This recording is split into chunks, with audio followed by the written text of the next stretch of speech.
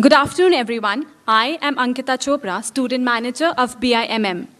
It is a privilege for me to introduce to you our next guest, Mr. Deepak Gupta, currently heading the Group Human Resource Foundation at Garvey, a leading financial services firm. Mr. Gupta has over 19 years of experience in human resource and training across financial services, ITES, and manufacturing. Sir has worked with leading organizations like Reliance, RPG Group, CRISIL, and Bajaj, and is playing a leadership role in HR for the last 10 years, building an organizational architecture by looking at the business problems from HR angle to sustain organization and individual effectiveness. It is an honor for us to have you amidst us. The podium is all yours. Thank you. Thank you, friends. Thank you, Ankita, for the good and brief introduction.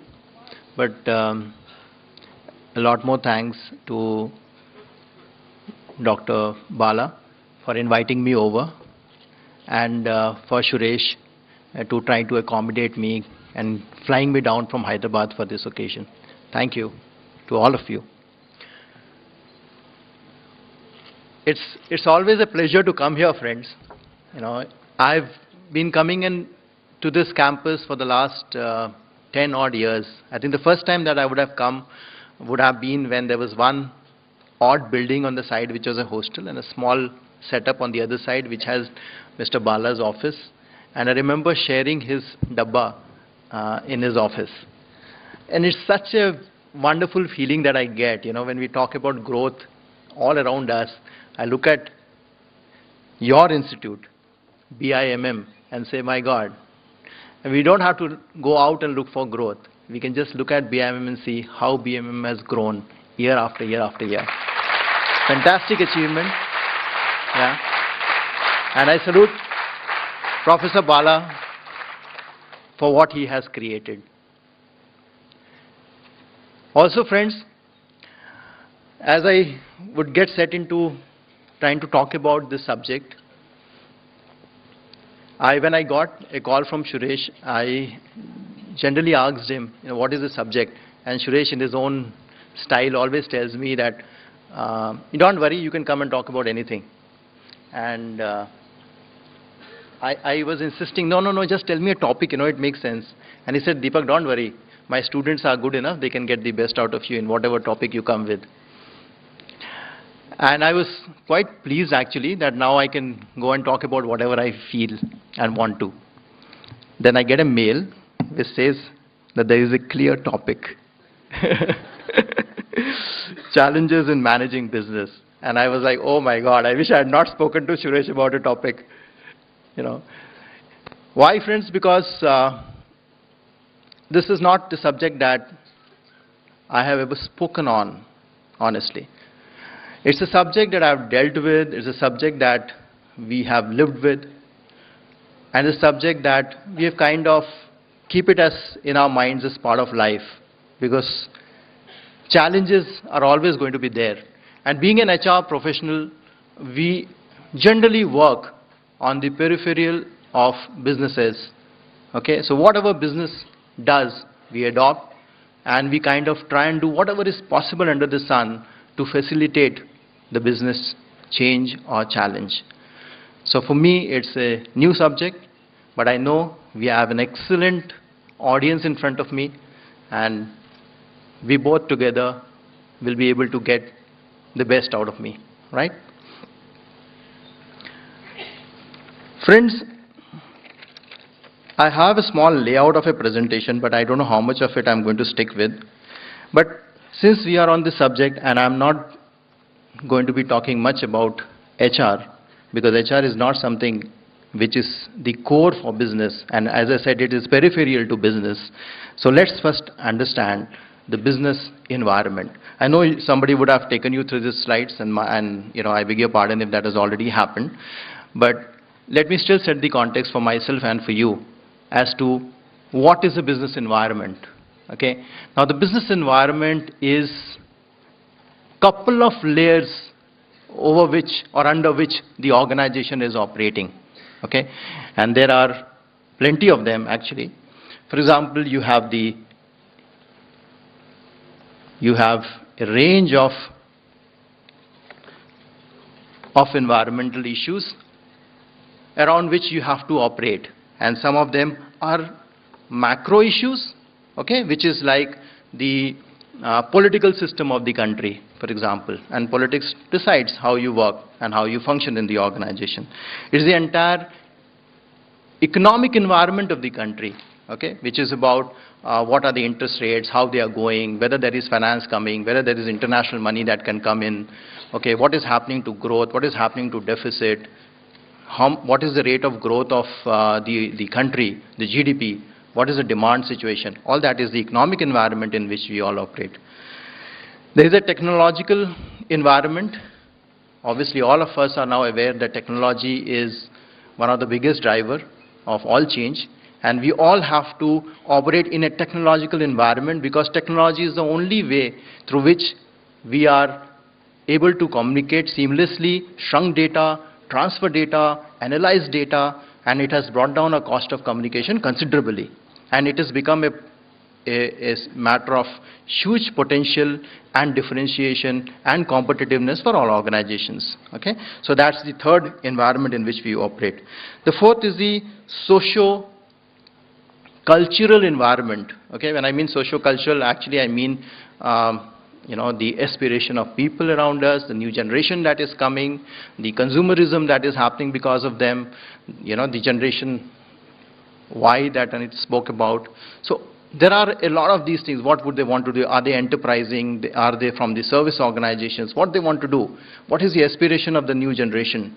Okay, so that is the whole social, economical and a demographic change that we are seeing around us is also an environment which organizations have to deal with. And then there is a legal environment.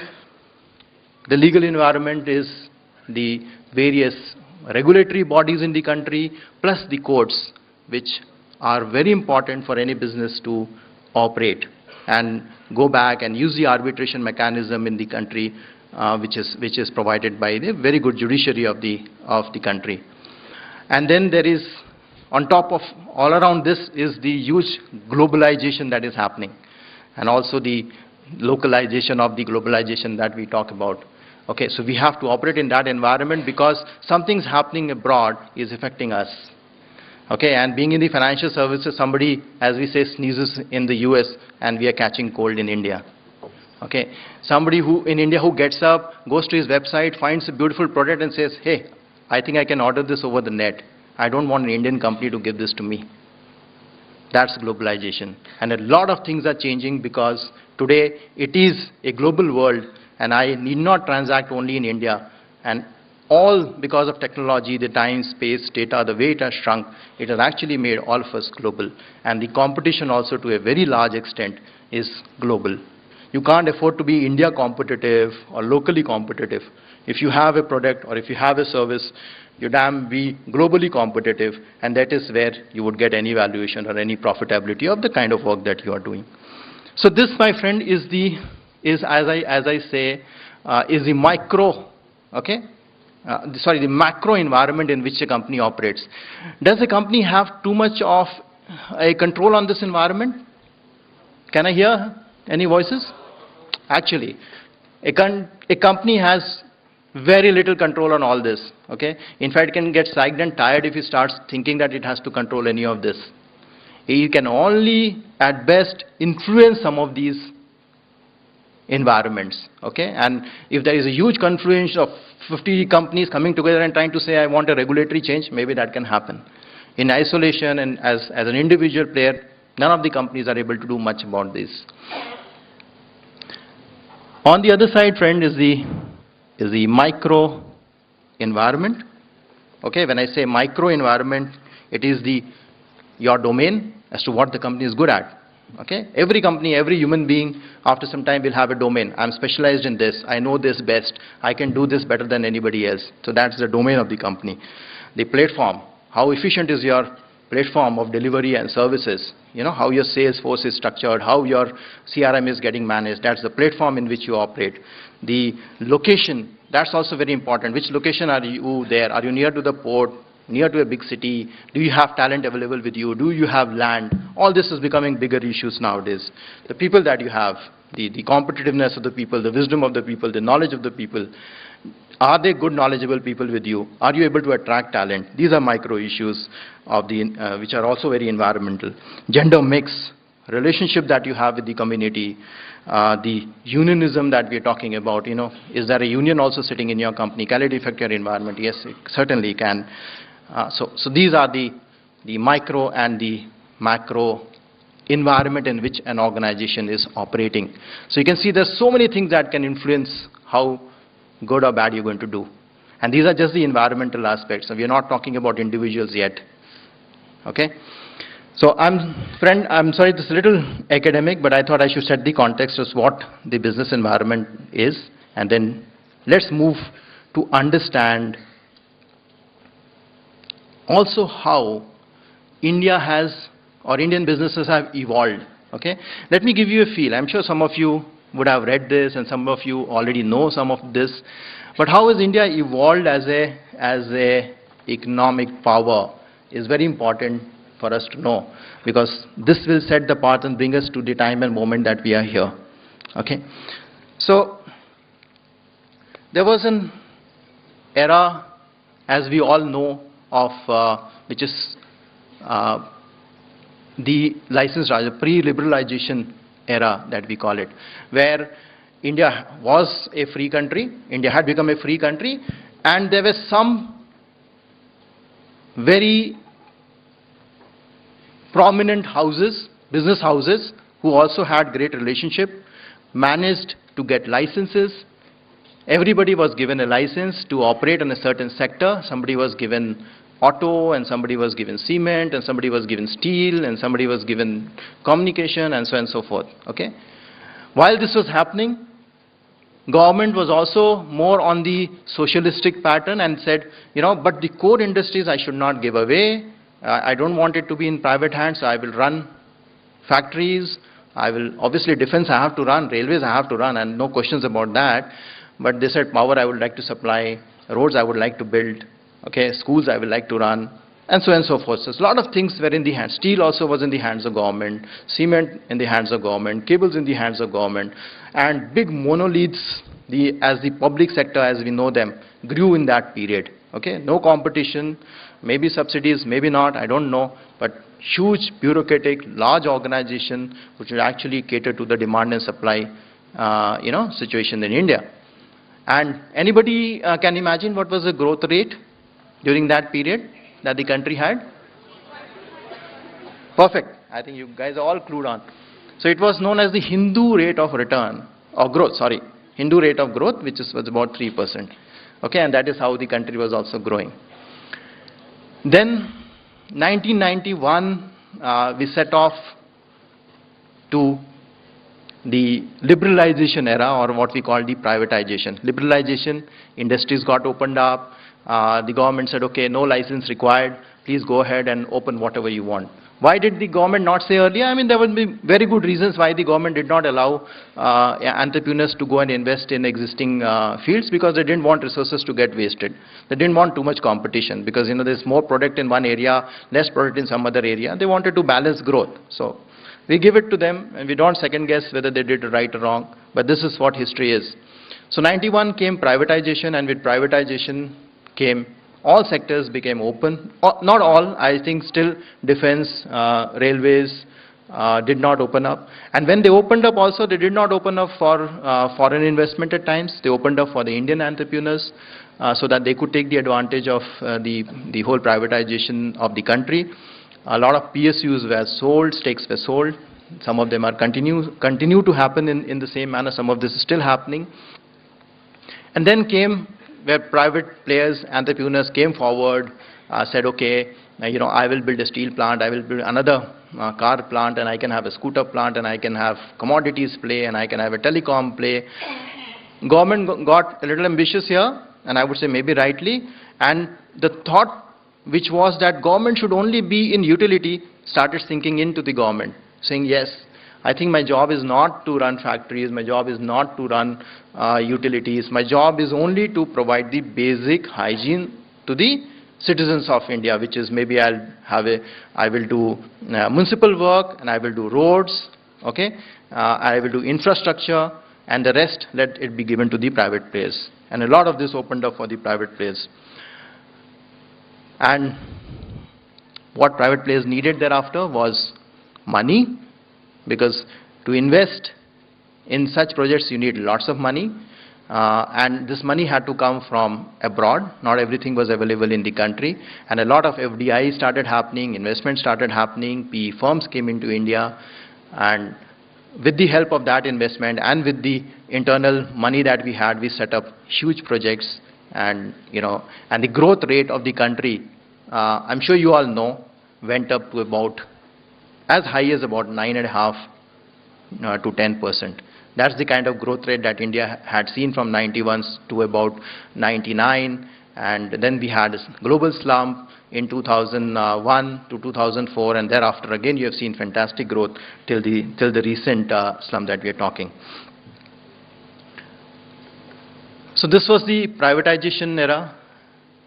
What also started happening within this, and as I'm sure all of us are aware, is government also started giving away big infrastructure projects, and continues to do, to private players. Okay, road projects are going on, BOT projects are coming up. So what government was also doing, they started actually sitting aside and saying, we would just give a contract and let the private guy execute some of these contracts. Airports privatization. We couldn't have thought of something like this in the pre-liberalization. Airports can get privatized. Can you think of? It's happened already. Hyderabad is an example, Bombay is an example, Delhi is a fantastic example of airport, airlines getting privatized. Okay, roads, of late, 5 years back, even power was open for privatization. Now, except nuclear, I think in the next few years, if reforms take shape, even nuclear will go out to private sectors. Some amount of investment in defense has started happening. Okay, so this brought in FDI, this brought in huge pace of growth. But does the pain point of the environment continue? I still think yes. From whatever I have read, there are still, if you want to operate in India, while the license charge is not there, you still have to deal with about 35 odd inspectors of different functionalities, labor, excise, custom, octroi. You still have to deal with a lot of them, taxation. And it's not as easy as we make it out to be, that now there's nothing else and you can just go and do business. There is still, and there is some way to go in this area. Octroi in Maharashtra, every city has an octroi. So once you want your goods to get into Maharashtra, it's very difficult to get in. You have to pay special taxes, want to get into one city to the other, waiting periods, transportation, logistics, ports are still hurdles that we face when we want to do business in India.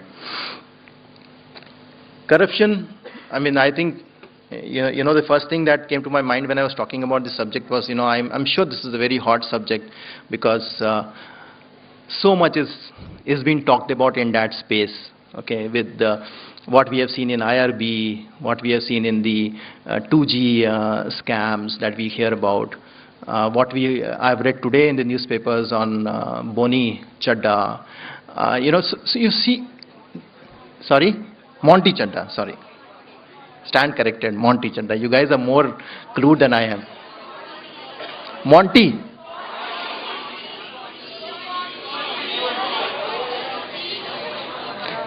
You all are singing here now. Whoever, Mr. Chadha. Okay, so, well, that is a problem, okay, and one has to deal with that problem if you are doing business in India, because there is a huge confluence that we are seeing emerge between politicians and businesses, okay, and is this something that disturbs businesses? Well, I'm sure it does, because too much of this has started happening. Not that it was not happening earlier, but with privatization, a lot of this is happening, okay, but business and politics have always lived together, okay. In fact, there is a quote which says, birds of the same feather flock together, and a lot of this applies to business and industry, politics and industry. And this is not new. This is not only new to India. I think even in the British Raj, this was happening.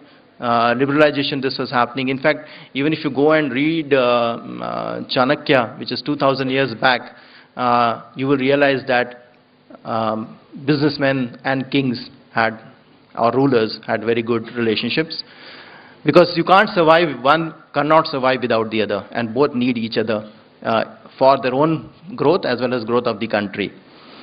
In fact, in Arthashastra, if Chanakya has said in one place, politics is the only way to earn wealth without bloodshed. So you can understand how close politics is getting to business and what is the relationship there.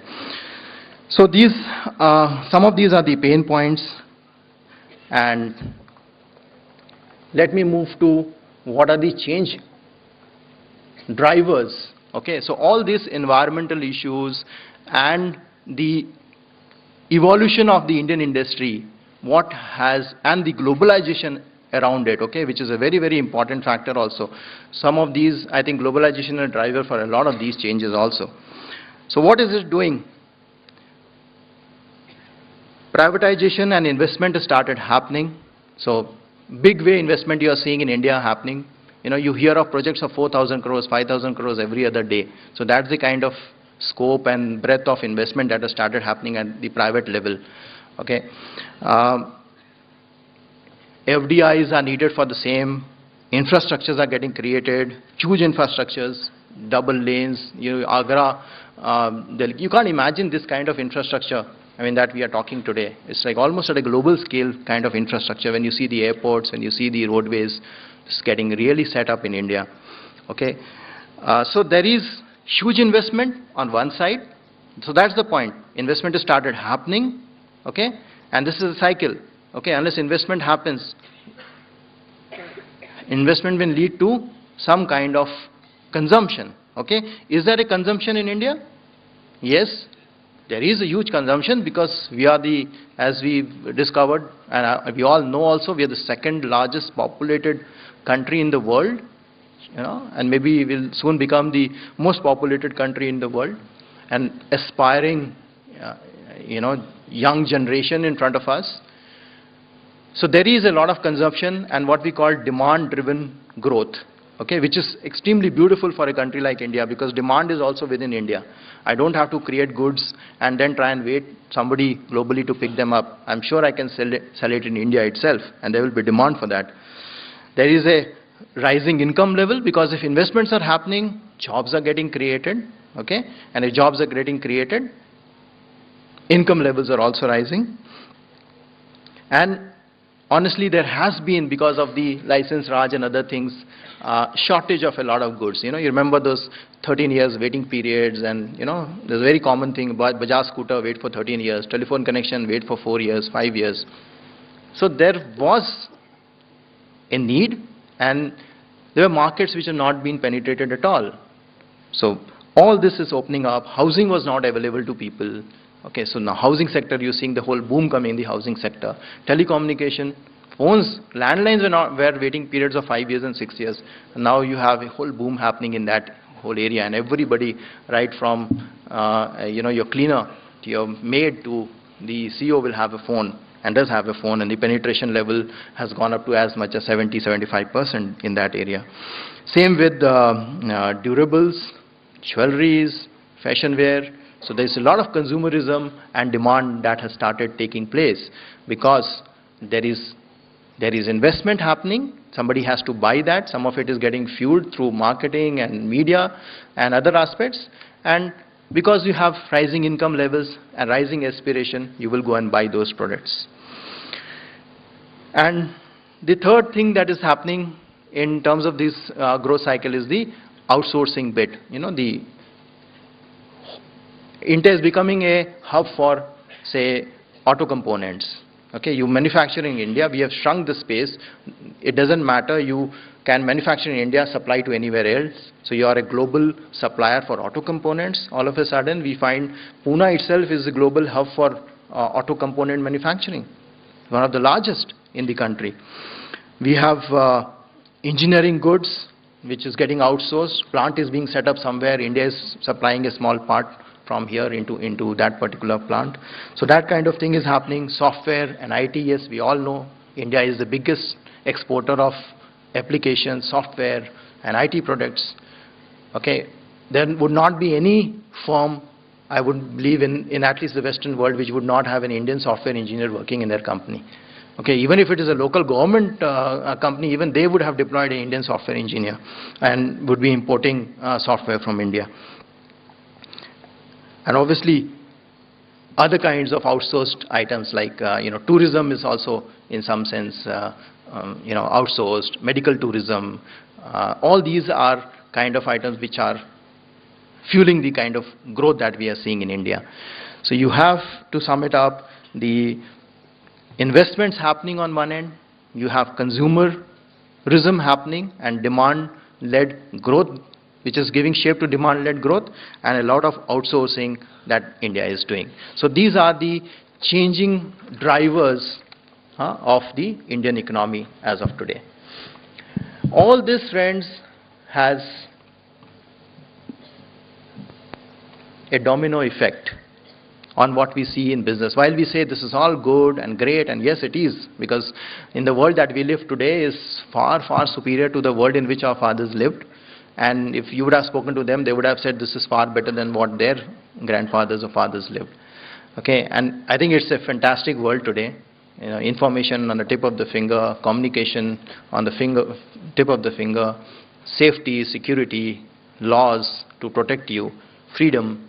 And it's anyways, every generation will feel that the world is getting better, and that's actually happening. But all this also has a domino effect, and some of this converts as challenges and comes in front of us. So the business challenge is all about all we are done in the past and coming forward to us as new challenges. And that's the way of life. I think we all have dealt with our share of challenges pretty well. And just sidetracking a little to say that challenges will always be there, and that is what will create fun, and that is what will create excitement, and that is what will give us the sense of achievement, for every generation which is coming forward. And at the same, every generation has been able to handle it, I guess, better than the previous generation. And we hope the same for our country as well. So what is the domino effect? Increasing pace of change. So Bill Gates also says that in 3 years his product is outdated and he needs a new product. Okay, somebody at his level. 3 years, and he says in 5 years if you have not changed your product, then I think you're out of the market. Okay, some people would say this is little short, and I could live longer. It's up to them. But this is the kind of pace of change. Okay, we have seen this in our own life. The car that comes today is obsolete in 2 years' time. The cell phone is obsolete in a year's time. Computer, we need to upgrade each time. Okay, housing, if you go to see new houses, they are getting developed very differently than what the existing houses are. And things are just changing. So the pace of change has become very, very fast in today's life. And if you want to do business, you have to. Do you want to manage this change? Or you want to be ahead of this change? You have to be ahead of the change, because you cannot really manage change. The only way to manage change is to stay ahead of that change. Okay? So shorter product life cycles, quicker, smarter, and more aggressive management. You need that. Okay, how could a monolith, bureaucratic organization start saying that, okay, I will change my product in 3 years? Impossible. You have to have the aggression, you have to be smarter, more knowledgeable, to bring about that kind of change, and calls for new leadership. And that's the challenge, to get that leader, to live with that leader, to help the leader make those changes and strive for these changes. So there's a lot of aggression. And when you start working with fast-moving organizations or high-performance organizations, you realize that, there's a lot of work. Okay, if you want to grow 10%, 8%, no joke. You have to work double than your European counterparts. And that's what we all are doing. Emergence of new services. Okay, new services are coming up. Which are these services? Okay, these are, SaaS-based services. Have you heard of SaaS-based services? Okay, software as an application. Okay, you don't have to install applications anymore. You don't have to buy applications anymore. New service. Okay, you have rental services. You don't have to buy the whole infrastructure. Just take it on rent and do your business. Huge rental services come up. Housekeeping services, IT services, okay, manpower services. Your whole Salesforce services are available. People are willing to take your product and say, you forget everything, I'll sell it for you. What is your marketing cost or sales cost? 12%, give me 10%, I'll sell your product. So new services, value-added services have started coming up, and people are looking at it very creatively to find a space for themselves in the eco-cycle of your business. Regulatory controls and risk. Regulatory control has become a very large issue because privatization has happened. Okay, if privatization of telecom has happened, it's not the government who's running it. The government and you and we as a user need an arbitrator if I have a problem. With the government, there's nothing I can do. I know he's fair and whatever he's doing could be taken in the face value because the money is not going to his pocket. It's a socialist government kind of an approach. But when it is a private player and there are 5 private players and all are going to fight for the same share of the market, then there needs to be a regulator who will be the arbitrator, who will listen to the customer, who will try and be fair to everyone, who will also look at disclosures, transparency, and all the other issues that go into some of these businesses. So regulator has come in, and there's a huge play that regulators have today in the telecom space, in the financial services space, in the airline space. Okay, whole airline safety and all is not dependent upon the regulator because private players are operating there. Operating system and mobility. Okay, these are also domino effects. The whole operating system needs to be changed in order to match to the competitor or to be competitive. Every 2 years, you need to understand, okay, are you there? Are you there in that right platform? Is your application outdated? It's huge amount of change. Mobility, enterprise mobility coming up. Can my officer operate from home? Can he operate from a foreign country? Can he be on a wireless? Can he be on a mobile system? Can my customer take an order through e-commerce? Okay, how will I reach my customer through e-commerce? Can I not work on my sales force, the ground force, and look at e-commerce differently? A lot of companies are doing these kinds of things. Carbon footprints, giving way to water footprints. I mean, I'm just giving you an example of one of the chain that is coming. We have heard so much about carbon footprints, and all of a sudden now we're talking about water footprints. That's the change that we are seeing. So organizations who are worried about carbon, didn't even do much on carbon footprint, are now have to start looking at water footprints. And one more domino effect of all this is the Generation Y, which is coming, you guys, okay, the aspiring young brains who are coming in, whom we believe would be the knowledge worker. Okay, and the knowledge worker is what is extremely essential today to industry, because otherwise there is a huge commoditization of business anyways happening. Systems, processes, manufacturing is all getting commoditized. Even marketing is getting commoditized. So we need workers who would say, why am I doing this? Okay, extremely important to ask, why am I doing this? Is it going to add value? Can I look at it doing differently? That's one part of it. He's also aspirational. He has his own aspire of living a good life. So he needs money, he needs mobility, he needs lifestyle. Okay, he's not the same old guy who would work 15 years in a company. Okay, he's a guy who's always looking at a new opportunity, a new meaning, okay, a new location. He's a very different person who has come in. His loyalty to the organization is limited to the interest he has in the work.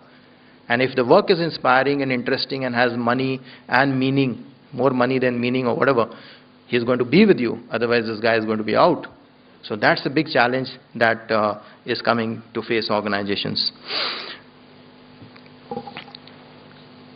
And technology, obviously, when I look at all these issues, I don't put anything as important as technology, because I think technology is the core of all the dynamism that we are seeing around us. What it is also doing is it's not that the same product which is technologically upgraded or wowed is good enough, because you are relating that product to an unrelated product and saying, I wish something like that could work in a very unrelated product also. And that's what creating a whole dynamo effect again. Okay, you might be saying that, okay, this is an iPad, for example. I wish And that's what's happening. I wish my washing machine can work like an iPad. It could be so user-friendly.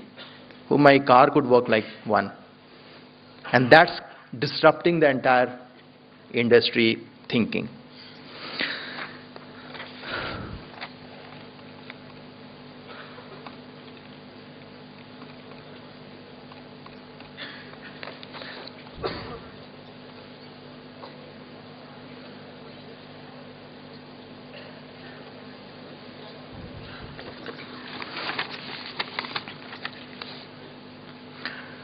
So we understood, friend, the business environment. We spoke about how India has emerged in these environments, what is affecting India today, what are the changes, the dynamic effect of all that we have done so far. So let's come to the real challenges then, okay? So all this is fine. So what is it that is a challenge of a person who is running a business?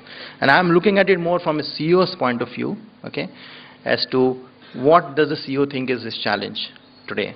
And this is not my work, this is a lot of research that has gone into it, which says his job is to balance long term with the short term. Okay? Now long term is change and short term is continuity. Okay? Long term is growth, short term is profit. The guy needs both. Okay? And mind you, today CEOs are not have the luxury of running organizations according to their own thought process. Okay? They have got foreign direct investment into their companies. They have got PE fund managers sitting and reviewing that work. And if they do not show us growth quarter on quarter, or at least signs of growth quarter on quarter, then you know that the CEO is not going to be lasting for long. So he has a huge challenge to manage the short term and balance somewhere. Okay, change is very important. Continuity is equally important. So he has to understand where to show the animal instinct and where to be spiritual about things. And that's a big challenge that is in front of the CEO. Institutionalization of processes is another big thing which is happening across. And I think there's a lot of scope still that is left in organizations to do this. In fact, even marketing and products are getting commoditized. Okay, it's not just that an assembly is getting commoditized. Something as vivid as marketing, product development is getting customized today. So he has to do this if he has to bring down cost, and he has to create a stable organization, because people are going to come and go. How will organizations run? Huge amount of work needs to be done on the institutionalization of organizations, and that's the real challenge of business today. E-commerce, okay. I think Peter Drucker once said, there are only two aspects of business. Anybody would be able to add to this? There are only two aspects of business, or two main functions of business. Yeah, please? Marketing and innovation. Perfect. Applause.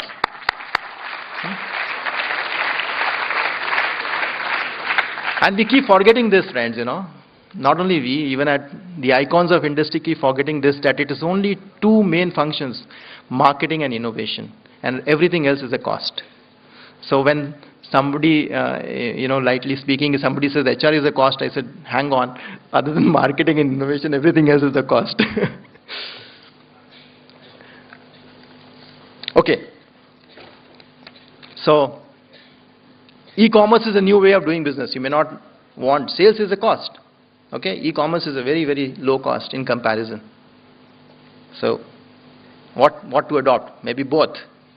When to call shots, when to cut one. That's the kind of challenge and some kind of a wicked problem that is always there in front of industry. Leveraging strengths of all. Okay, lots of people, diversified, good brains, but very individualistic. How do I really leverage strength of everyone together, make them work in teams, make them support each other? Big challenge, big challenge. Though an HR challenge as well, but more for a leader. Keeping morale high, okay? Because on one side you see the global meltdown happening all of a sudden, slowing down of industry and pace of business, huge manpower sitting in front of you, businesses are low, you have to fire people. Other side, some other businesses growing, and you have to hire people on the other side. Okay? Performance reviews are becoming big issues. Feedbacks, continuous feedback, continuous review of performance. Okay, all this can obviously affect morale. The morale of the people are definitely affected. When you see your friend, being asked to leave the organization for no fault of his, downsizing happening, morals are low. And one side recruitment happening. So there is also cynicism.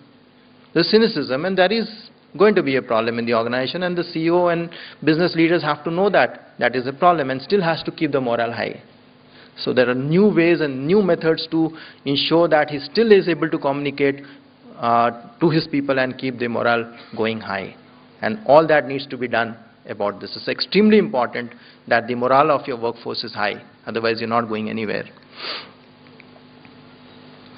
Improving organization leadership, okay, that's an important aspect, because if you're talking about morale, obviously you're talking about leadership, training people. You need people to get trained. If you want knowledge workers, there's a very different method of managing these knowledge workers. So this whole area comes as a big challenge for a CEO. And as we know, innovation. Okay, innovation is the key.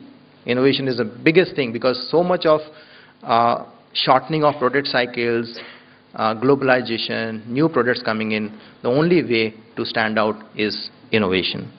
Okay, and we'll talk a little more on innovation. And finally, understanding the customer and managing his life cycle. Okay, it's not just your product that the CEO or the business has to understand. He has to understand the entire life cycle. On innovation front, I don't know how much time we have, but I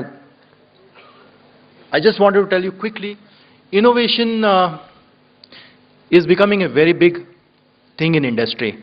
Okay, it's one of the challenges, and the old concept of innovation is kind of thought as misleading now, because earlier we thought innovation was to do with the product, a new product development or a product breakthrough. But today innovation is more about the fact that can innovation get integrated in all aspects of running an organization. Okay, so if you want to do if you are on a product line, can an innovation get set on that product line? Okay, can it get set on the technology line? Can it get set on the HR thinking that you are doing?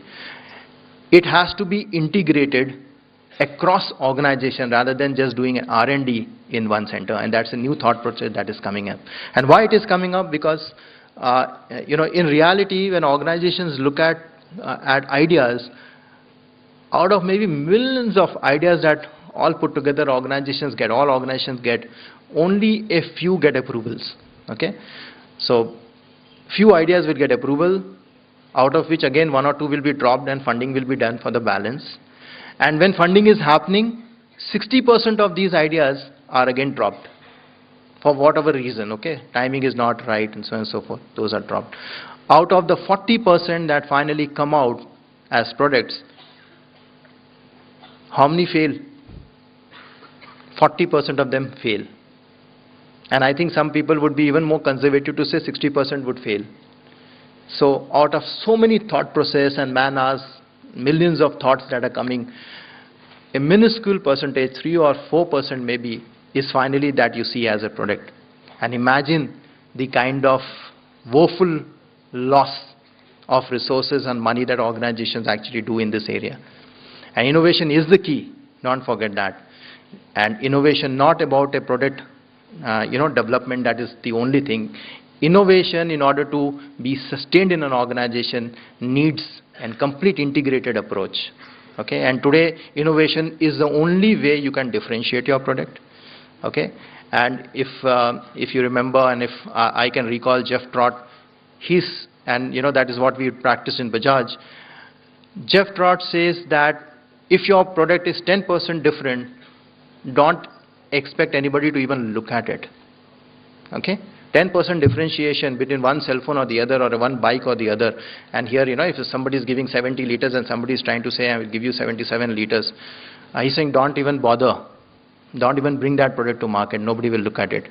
People will start taking cognizance of your product if it is up from 15 to 20% than the previous product.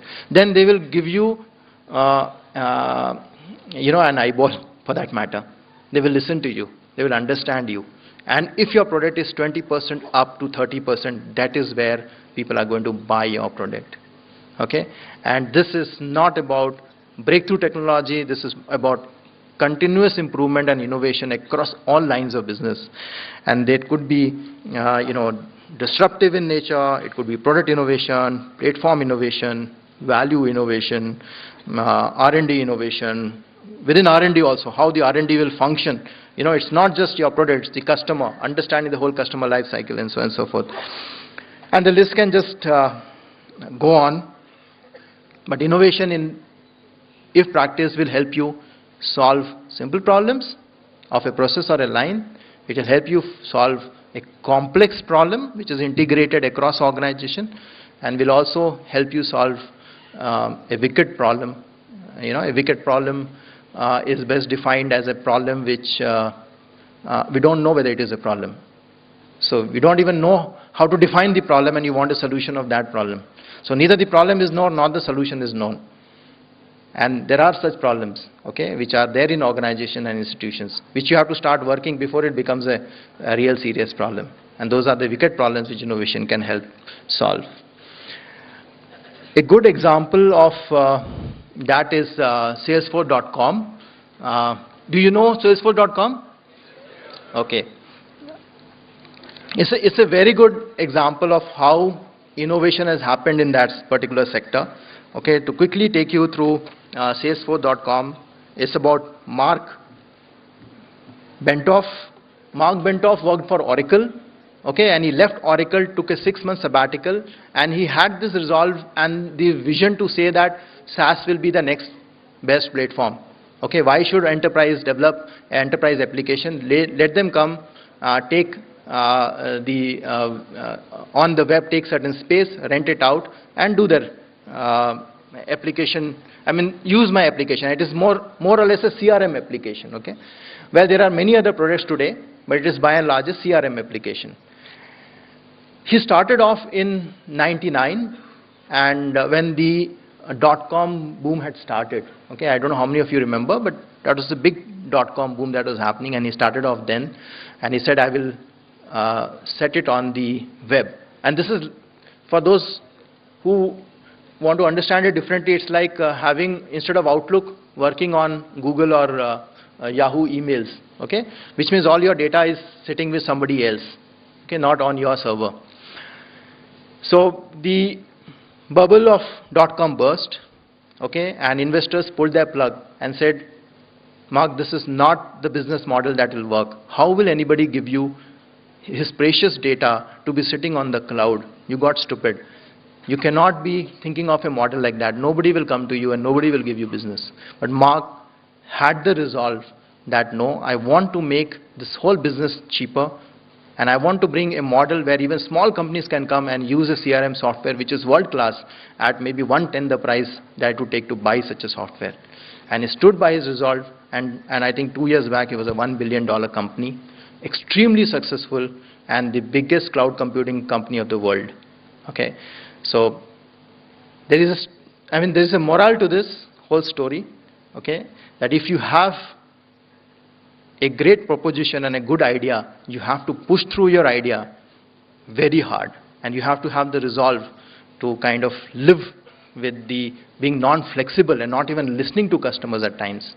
Customers, investors, you didn't listen to anybody, neither the customers. Now we are saying you should keep listening to customers, and there is as many stories one can give you that how companies have actually failed because they were not adaptive. Okay, and they did not listen to the customer. And here is a story where he said, no, I don't want to listen to anybody, and I know what I'm doing is right. Okay, so he stayed true to his value and his vision and did not bother whether people stuck to him or not, and he continued his pursuit. So there is an importance to adoption. So we are not denying, the story is not denying that yes, you should not adopt, but the secret behind adoption is what Mark has put it out. He's saying adoption is all about understanding the gap between how the world and your aspiration of how it should be. So adoption is about how the world is according to you and how you aspire it to be. Okay, adapt yourself to see where is the gap and just fix the gap. And that is the whole adaptation that he's talking about. Very different than the normal adaptation that we talk about, the Darwinian adaptation and evolution. Okay, it's a little different thought process that he brings in. So, the other moral to the story is, had he failed, we would have not talking about him today here. We would have taken some other example. So, world speaks about those who are winners. And there is a very thin line between, being intelligent, adaptive and all that, and being stupid. So, had he failed, we would have said he's stupid. The idea was as good. And there are many such beautiful ideas that actually appear stupid after some time. So, it is only time which finally decides whether you were a hero or a zero. And this is a great example of the fact that a guy who was doomed to be nowhere is a hero today because he stood by his resolve. Am I taking too much time? Huh? Sure. You guys are very sweet, yaar.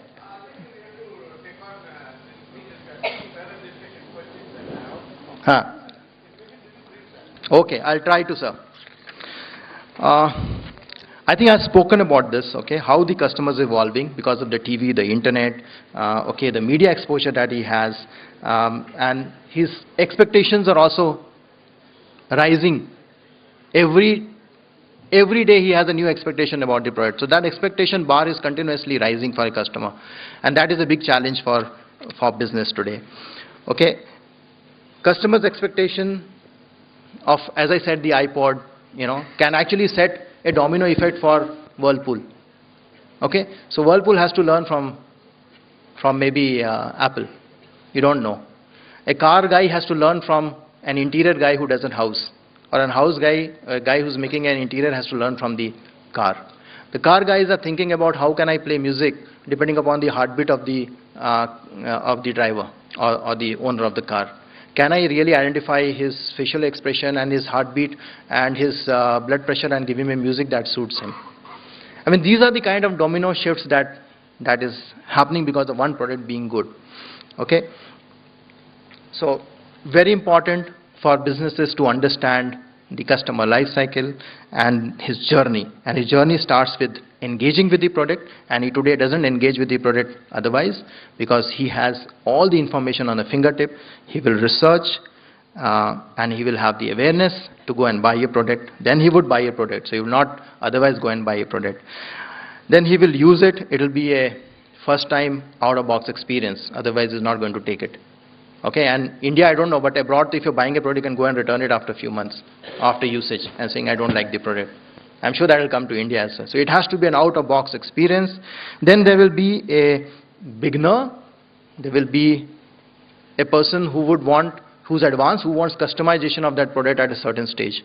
So products also cannot be the same as they are with you. They have to keep getting upgraded in various ways.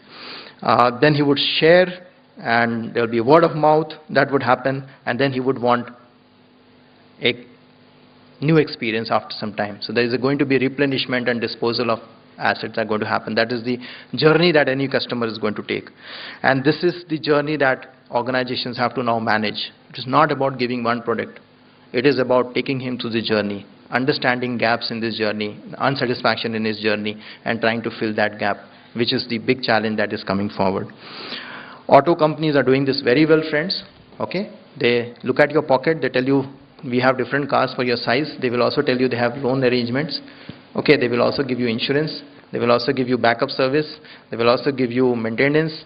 Okay, and if you want to sell, they will also be able to sell your cars for you and get you a new car. Okay, lots of people are trying this. In fact, there is a company called Zipcard, Zipcar.com, which is made a big space for itself in London and in about 12 cities in the US, and it operates only for students. Okay, it's got university holds, and it helps you get admission. It helps your parents get the drop whenever you come. It gives you a car facility whenever you want, because students abroad are generally with experience and they have money, and that's the only means of transportation any which way. Campuses are big. It will provide you car for an hour, for a day, for a year, or for buy. And it will also offer you sale when you are leaving the campus. Okay, it has web-based service, it tells your parents where you're going, all that kind of arrangement it has done, and it's a very big success because it's been able to manage the students' aspiration and complete journey in the campus. So these are the kind of things that are happening. Okay, so friend, I'm coming to my last slide. Okay, so with all this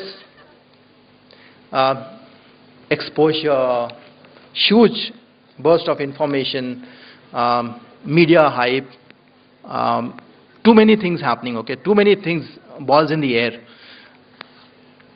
And when that's happening, when Tendulkar doesn't score well and there's so much of critics and so much of information around him, he goes back to the books and he goes back to practice his fundamentals. That's what most cricketers do, not only Tendulkar.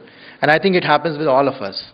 All the time we have so much information in front of us that we all get confused, our minds are cluttered. And when that happens, we go back to fundamentals. Business has one fundamental, has only two functions, as our friend pointed out, marketing and innovation. Don't worry, too many things are happening. Okay, politics is happening, globalization is happening, product life cycles are shortening, Generation X is coming and Generation Y is going, baby boomer generation is over, new generation is coming, all kinds of things are happening. It does not matter as long as you have focus on marketing and innovation. And leadership is the key for both of this, okay? And everything else will follow. If the right leadership is there, fortunately leadership fundamentals have not changed, okay? And there is a study which I would very briefly tell you, which Ram Charan, which is one of India's leading business guru and consultant, he's done research over the last 26 years on Fortune 500 companies, okay? And in his research, he's trying to find out, because in Fortune 500 list, lots of companies drop and keep coming back, okay? Sometimes they come back, sometimes they just move out forever. So in the last 26 years, he has seen how many companies have been there and what have they done differently. And he has come up with the following conclusion. He said the reason to be successful over the last 26 years, sustain your success, has been, number one, that these business houses chose to be in the sunrise sector always. So they picked up the sunrise sector and went into that. Okay, the company picked out, okay, now mining is going to grow, commodity play is going to grow, move into commodity. Okay, now commodity looks dull, it's cyclic, let's move into telecom. Okay, moved into telecom, airlines, and so forth, IT. That is one reason why organizations have been able to sustain success. The other is having the right strategy. Also, being in that sector doesn't mean you'll always succeed, so there has to be a very important role of strategy in this whole thing. And can anybody guess how much weightage he gave for success over last 26 years to being in the sunrise sector? Anybody's guess? Sorry? 60%. Anybody here? 100%. Okay. Okay, 82. Okay, all big numbers, okay? Okay, I'll give you the answer quickly. It's 7%. That low. And strategy, how much? We keep talking about strategy, relationship, this, that, this strategy, tactics. How much? Okay, it's a little better, 10% to strategy. And the balance, 79, 78% to leadership.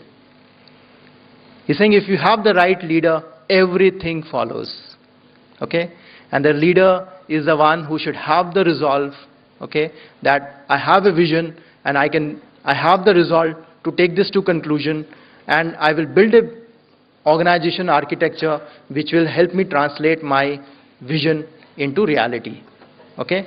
And I guess this generation has done well, the previous generation has done also equally well to manage these challenges, and I think the generation that is in front of us will outsmart all of us. because you are more humble, more knowledgeable, and I'm sure you will have more resolve than all of us to take us and deal with all the challenges and take us to the next level of success. Yeah. Thank you.